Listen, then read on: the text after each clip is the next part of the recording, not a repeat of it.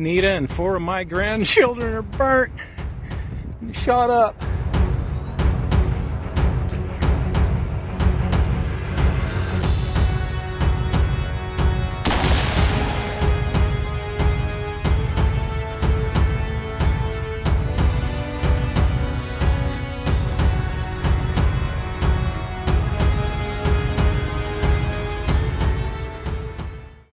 Salen de la comunidad de La Mora, cerca de Baíste, Sonora, rumbo a Chihuahua, por el municipio de Janos.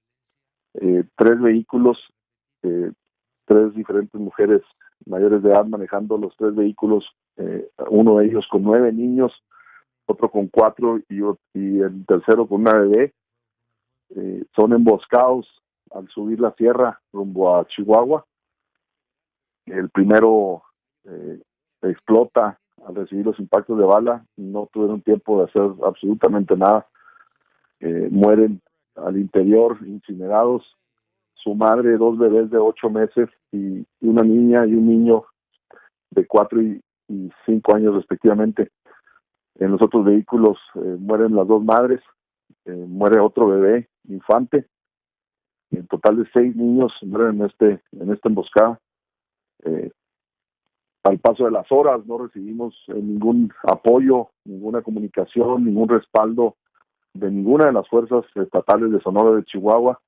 La comunicación con el gobierno federal era prácticamente nula en ese momento. El 35 Batallón de la zona del noroeste de Chihuahua, de Nuevo Casarandes, logra comunicarse con nosotros. Se acerca la comunidad a la zona de los hechos, no logra subir porque estaban esperando más elementos del lado de Sonora. Y esto así transcurre prácticamente toda la tarde. Los niños que terminaron finalmente sobreviviendo pasan todo el día, algunos de ellos baleados, balaceados en la cara, en las piernas, en los brazos, pasando todo el día al lado de los cuerpos de sus madres. Fue hasta las 7, 8 de la noche que logran accesar la zona, logran encontrar a algunos de los niños vivos y los trasladan a Bavispe, en donde un helicóptero de la Secretaría de la Defensa Nacional los traslada a 5 de los niños con heridas críticas hacia la frontera para ingresarlos al hospital de niños más cercano que está en Tucson. No de ninguna manera queremos dejar constancia de que este fue un ataque directo hacia la comunidad. Es una comunidad muy pacífica, que solo se dedica a la agricultura, a la ganadería en la zona y que nunca ha sido una amenaza para el crimen organizado. ¿Qué información tienes de por qué este ataque tan brutal, Julián? Pues es lo que estamos exigiendo, que alguien nos explique. Porque pues esto pasa a muchas personas en México todos los días. Digo, son cientos de miles de muertos y obviamente se tiene que llegar el momento en que los mexicanos exigimos resultados de la autoridad, porque tenemos el gobierno más grande y más caro de toda la historia y nunca hemos tenido más violencia e impunidad. ¿Qué es lo que hasta el momento ustedes, pues de alguna manera, no hay una explicación oficial, no hay nada que dé, pues, o que deje claro qué está pasando, porque en ese momento ustedes pidieron ayuda, también decías, y no hubo respuesta inmediata de ningún nivel de gobierno? No llegó la Fiscalía de Chihuahua y no llegó la Fiscalía de Sonora. Fuimos nosotros, la familia, la que llegó con el cuerpo. Yo personalmente rescaté a una niña de pecho que sobrevivió, la bebé de Cristina, y los otros niños heridos se fueron a pie y caminaron heroicamente hasta el rancho. Son como 15 kilómetros y una se perdió, pero después la encontramos, a Mackenzie, de 8 años. Uh-huh. ¿Cuánto tardaron las autoridades en llegar? Nunca llegaron. Fuimos nosotros los que llegamos con la Policía Federal y algunos soldados del ejército, y cuando ya estábamos ahí, pues llegó unas autoridades del Ministerio Público, creo, no sé quién llegaría de Sonora. ¿Esto fue una confusión para ustedes? ¿Un infortunio? Pues yo creo que si fue la confusión o no fue una confusión, la tragedia no deja de ser la misma. Obvio, pero... Y el crimen no deja de ser el mismo. Y si hayan sido las otras personas que llegaron a matar a estas personas, de todas maneras es un crimen que no se resuelve en México. Sí, totalmente, pero para deslindar a la comunidad, pues porque es una comunidad pacífica, es una comunidad que no se mete con el crimen, que no es una comunidad que no se mete con nadie. Vaya. ¿Quién asesina a niños de 3 años, de 6 años y a mujeres indefensas? No se puede ni describir el tamaño. Es impresionante el relato que hace la familia Levarón de lo que pasó con los niños, Alberto. Es que esa es la verdad, Luis.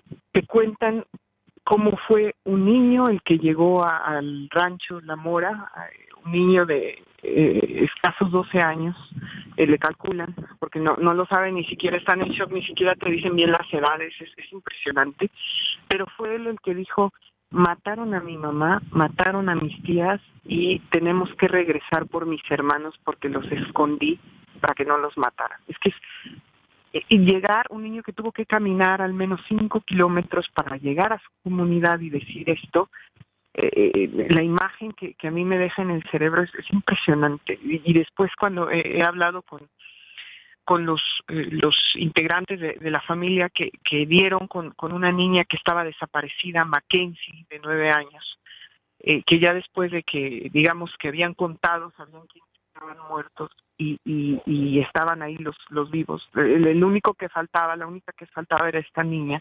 Y lo que ocurrió con ella es que se fue a buscar ayuda. O sea, si tú ves este valle, bueno, aquí en Sonora, es un valle grandísimo, y me imagino a una niña sola tratando de buscar ayuda para sus hermanos, y cuando por fin encuentra a su tío y su abuelo, lo primero que dice es: tenemos que regresar por mis hermanos. Es muy impresionante, Luis Alberto, es que esa es la verdad.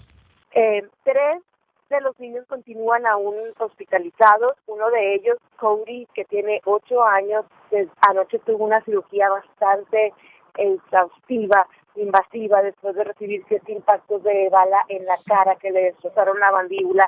Tendría una cirugía reconstructiva. Su salud estaba estable.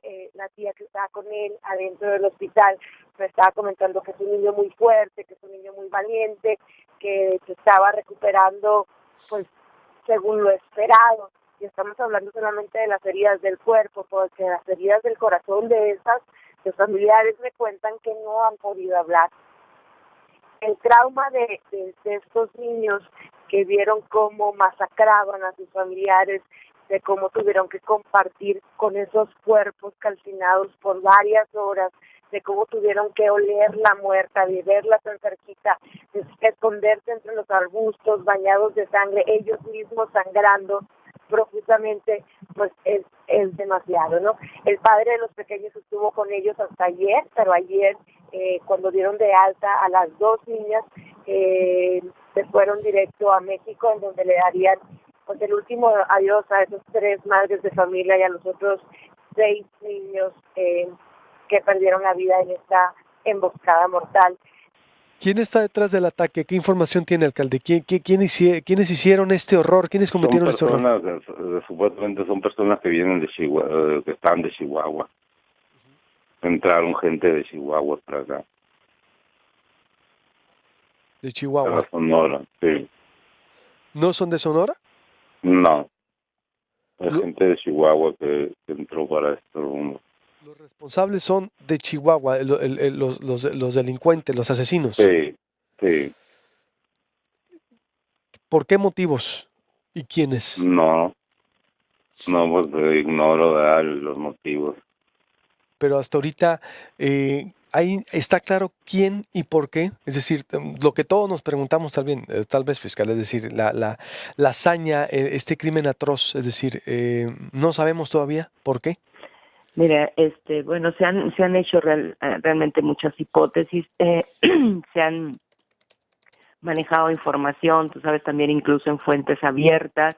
Sin embargo, nosotros tenemos, yo como fiscalía tengo que ser muy objetiva en relación a esto. Hacemos un análisis de todo lo que está ocurriendo, de todo lo que se ha mencionado en fuentes abiertas, fuentes cerradas, pero solamente ya que tengan los distintos peritajes que se han estado realizando es como podemos llegar a una verdad material, a una verdad de los hechos, porque eso es lo que necesitamos, no prontamente a lo mejor establecer alguna hipótesis y darle una connotación como si ya eso fue lo que sucedió, sino advertir varias situaciones, varias hipótesis, y que sea de alguna manera ya las pruebas que nos vayan a reforzar alguna, ya una línea definida en relación a esto.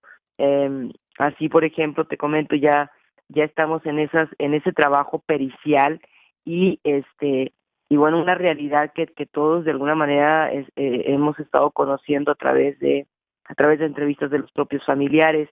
Tenemos que entrevistar a las víctimas que fueron lesionadas, porque ellas son las que estuvieron en el lugar del hecho, pero tenemos también que respetar este momento de crisis en el que ellos han atravesado, ¿no? Para poder platicar un poco más al respecto. Entonces, no tenemos claro todavía quién es, fiscal. No, definitivamente no. Tenemos que seguir trabajando para poder tener ya pues de manera más puntual, con mayores evidencias del por qué se hace una afirmación, el de quién o por qué y cómo es que realizan este acto tan lamentable, ¿no? Es una de las primeras líneas de investigación que están siguiendo las autoridades de la Fiscalía General del Estado. Bien, partiendo de esto, se asume que la organización delictiva de la línea, ante esta amenaza, por llamarle así, la intención de los Salazar de ingresar a Chihuahua, deciden poner o incursionar o se mandar una célula entre Janos y Bavispe para limitar, como resultado de ese enfrentamiento o de esa confrontación que se está dando, de hecho, en los límites de ambos estados, deciden enviar una célula y se asume que esta célula que la envían para detener cualquier incursión o penetración de alguna célula delictiva de los Salazar hacia Chihuahua, que es a la que se le está atribuyendo la materialización de estas agresiones a la familia Levarón y Langford. La masacre de mujeres Sí. y de niños Sí, es el elemento cualitativamente más preocupante de este escenario que estamos enfrentando, es preocupante y delicado. Y a mí me preocupa la vulnerabilidad que esto está creando todavía más a las comunidades mexicanas. Esta semana acabamos de ver un ataque de odio contra un hispano que le aventaron ácido en la cara. Este tipo de incidentes pueden darse, amenazas telefónicas, por ejemplo, a la Embajada de México aquí en Estados Unidos, porque está en todos los medios. Quiero subrayar que todos los medios de la televisivos e impresos sacaron esta noticia como la principal el día de ayer, y hoy continuaron con más entrevistas, todas en inglés, con esta comunidad mormona en el estado de Sonora y Chihuahua, en los estados de... Entonces está muy dura la propaganda. Y eso siempre crea un caldo de cultivo para una situación que no queremos vislumbrar por ahora. En esa zona donde se cometió uno de los actos más impactantes en lo que llamamos de gobierno, pues no hay en las estadísticas oficiales registrado ni un solo homicidio, ni un solo secuestro, ni una sola extorsión. Es decir, que si nos dejáramos llevar simplemente por las estadísticas oficiales, estaríamos diciendo que toda esa zona de Bavispe, toda esa zona fronteriza entre Chihuahua y Sonora sería de las más pacíficas del país, cuando lo que estamos viendo, incluso ya admitido por las propias autoridades federales, es que ahí en toda esa zona se está disputando desde hace tiempo una verdadera guerra de carteles, que es totalmente, está invisible o es invisible para las estadísticas oficiales. Dice el señor Alfonso Brazo, que además, curiosamente, es de Bavispe, es de ese pueblecito de Sonora de apenas 1,000 habitantes, toda esa zona opera pues varios cárteles como pues el de Sinaloa, esto también pues el cártel de la Nueva Línea, el antiguo cártel de Juárez, y hay muchos digamos bandas o grupos que forman parte de estas, como por así decirlo, franquicias del cártel de Sinaloa, como los Salazar. ¿Cuál es la valoración de lo que sucedió en Levarón y de lo que está pasando desde tu punto de vista en el país, la ayuda que ofrece también Estados Unidos? Bueno, es un desastre, o sea, es el crimen de la familia, a la familia Levarón, pues es una nueva punta del iceberg. Ha habido puntas de iceberg durante estos últimos 15 años constantemente, ¿no? Es decir, puntas del iceberg me refiero que se vuelven casos que revelan realmente la monstruosidad de lo que está sucediendo en México, ¿no? Este es uno de esos casos. Es un caso que nos está diciendo que nada más en esta administración llevamos cerca de 30,000 asesinados, no sabemos los desaparecidos. Es decir, que la estrategia, que es muy semejante a la de Calderón, a la de Peña Nieto, con matices de la 4T y del presidente Andrés Manuel López Obrador, pues no está funcionando, ¿no? Y que los mexicanos seguimos en un estado de indefensión y que las masacres están allá a la orden del día y que no hay confianza en el gobierno, ¿no? Y bueno, los Estados Unidos ahora entran, ¿no? Entran mal. Por fin están planteando mal el problema. Es decir, sí, son ciudadanos norteamericanos, son también mexicanos. La situación es grave en México, pero eso ya lo habíamos planteado en 2011 cuando hicimos la caravana allá. La responsabilidad de lo que nos está sucediendo tiene su correlato en los Estados Unidos, en la guerra contra las drogas, que es una política de Estado marcada desde la época de Nixon, y en la liberación de las armas, y en el consumo, altísimo consumo que tienen de la droga en ese país, ¿no? Entonces, el tema es un asunto bilateral, son armas, drogas, es seguridad, es paz y es justicia. Y esto es un tema bilateral que debe ser planteado así, no en un tema armado nada más, ¿no? Como si la solución fuera seguirnos matando y asesinando y destruyendo. ¿Estados Unidos ha estado presente aquí o está presente en las operaciones con México?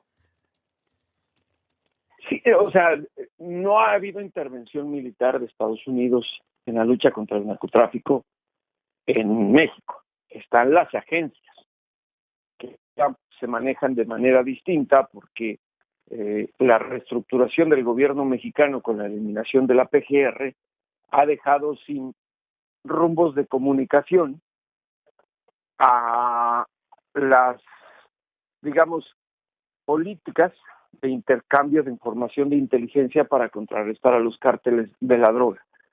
En alguna ocasión, Washington había ofrecido a México, en el sexenio de Felipe Calderón, que un grupo de élite de la Marina de Estados Unidos fuera a la Sierra Madre a capturar a Joaquín El Chapo Guzmán. Lo rechazó la Sedena, no Felipe Calderón en su momento. Pero a Trump hay que leerlo desde el contexto que desconoce totalmente lo que ocurre en la frontera, que desconoce cómo es la estrategia de combate al narcotráfico, porque para él la solución, y así lo utilizó, el caso de los Levarón, es mandar al ejército de Estados Unidos, a la Marina de Estados Unidos, y levantar el muro en la frontera México-Estados Unidos, que esa es una promesa electoral que hizo Trump a su base republicana y que no ha podido cumplir. Uh-huh. Oye Jesús, pero esta reestructuración de la PGR, la Fiscalía General, como dices, que ha dejado sin información de la delincuencia organizada agencias de seguridad de Estados Unidos, pues es también una vamos a decirlo, desventaja, ¿no? Vamos a decirlo, un problema que traemos ahí, o ¿cómo interpretarlo? Pues estamos viendo la realidad que hay en el país. Demasiada violencia. Digo, ahora toma otra perspectiva porque se trata de ciudadanos mexico-estadounidenses, nada más con el apellido Levarón, comunidad mormona, son blancos, tienen resonancia en Estados Unidos y es otra dimensión, pero todos los días ocurren asesinatos, lamentablemente, de muchos mexicanos, y yo no veo a López Obrador asumiendo cierta responsabilidad, ni al canciller Marcelo Ebrard, yendo a los lugares donde ocurren esos hechos, y eso es el problema. que lo voy a decir aunque a muchos no les guste, la lucha fracasada contra el narcotráfico, y no, estoy hablando de López Obrador, desde que la militarizó Felipe Calderón, nos acostumbró a todos los mexicanos a los muertos. Si nos concentramos en el acontecimiento, pues podemos tomar decisiones estratégicas malas, como las que tomó los que tomaron los gobiernos anteriores. Yo creo que hay que tener paciencia. Esto desgraciadamente pasa y no se va a acabar pronto. Entonces es la normalidad de la guerra que nos dejaron. Yo creo que si no se cambia la estrategia, si caemos en la tentación de volver a lo de tirar balas nada más, la cosa se va a poner nada más peor. Y hay otra dimensión que sí creo que viene del acontecimiento, de la terrible masacre, lamentable masacre a la familia de Barón, que es que no podemos seguir ignorando en el debate público la dimensión binacional del problema. Las balas que matan a nuestra gente, muchas de esas balas son estadounidenses. Entonces, que no nos vengan a decir que si no podemos, cuando ellos surten de balas al crimen organizado en México. El lobby de las empresas armamentistas en Estados Unidos es muy poderoso, entonces por eso no los tocan. Pero si quieren hacerse cargo de algo en nuestra estrategia de seguridad, que se hagan cargo de lo que les toca.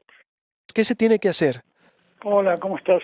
Mira, lo que se tiene que hacer está documentado en la experiencia de 67 democracias que sufrieron actos de delincuencia organizada ligados a terrorismo, y los instrumentos jurídicos en un Estado de Derecho, en una democracia, ya están escritos en México. México además ratificó todas las convenciones internacionales de las Naciones Unidas ligadas a delincuencia organizada, ligadas a terrorismo, actos de terrorismo, financiamiento de terrorismo, está todo firmado. Ahora tenemos que reorganizar al Estado mexicano para que las atrocidades que tuviste ayer, por ejemplo, la de la familia Levarón, bebés calcinados, bebés de 6 meses calcinados, niños de 4, 6, 11 años asesinados, en fin, esas atrocidades que yo veía en Colombia, en las áreas donde los paramilitares masacraban a poblaciones rurales, el mismo tipo de masacres, se abordaron a través de la tipificación no solo de delincuencia organizada, sino de actos de terrorismo con delincuencia organizada. Viene a ser una mesa de trabajo donde por cada causa penal, por corrupción, delincuencia organizada, lavado de dinero, de actos de terrorismo, se juntan en la misma mesa un juez de control, ¿no?, que se asegura que todos los actos de las instituciones vayan de acuerdo al debido proceso y a los derechos humanos. El juez de control coordina a la Fiscalía General de la República, a la Fiscalía Estatal, tiene que haber un enlace, un oficial de enlace representando a cada institución, inteligencia militar, inteligencia civil, inteligencia financiera, SAT, aduanas, Policía Federal, claramente está, y la unidad de investigación patrimonial, en este caso del estado de Chihuahua, de Javier Corral, sentada ahí. Y cada una de esas instituciones tiene un pedacito de la evidencia que hoy anda dando vueltas aislada, sin judicializarse, y cuando juntás los pedazos del rompecabezas mafioso en el pool antimafia, comenzás a abordar no solo a los asesinos de los bebés de ayer, sino también a sus políticos que los protegen, a los empresarios que los financian, que están en Chihuahua y en Sonora, y ahí comenzás a desbaratar lo que se llama al esquema mafioso.